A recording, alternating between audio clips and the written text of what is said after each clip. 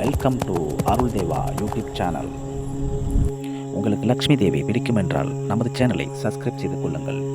லக்ஷ்மி தேவி எந்த வீட்டுக்கு போகிறாள், எந்த வீட்டை விட்டு திரும்புகிறாள் என்று தெரியுமா? ஒரு நாள் தன் பக்தர்களை காண லக்ஷ்மி தேவி பூமிக்கு வருகிறாள்.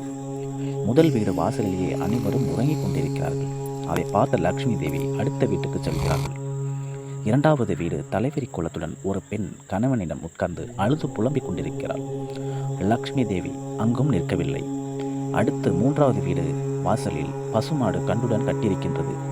உள்ளே சென்றால் புழங்கிய பாத்திரங்கள் கழுவப்படாமல், வீடு சுத்தமில்லாமல் பெண்கள் உறக்கிக் கொண்டிருக்கிறார்கள். அதையும் பார்த்துவிட்டு லக்ஷ்மி தேவி திரும்புகிறாள். அடுத்த வீடு காலை பொழுது விடுந்ததும் கூட தெரியாமல் ஆண் பெண் இருபாலருமே உறங்கிக் கொண்டிருக்கிறார்கள்.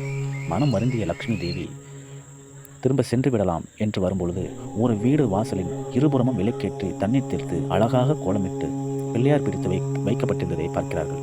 உள்ளே சென்றால் அனைவரும் காலையில் எழுந்து குளித்து சுத்தமாக பூஜை செய்து கொண்டிருக்கிறார்கள்.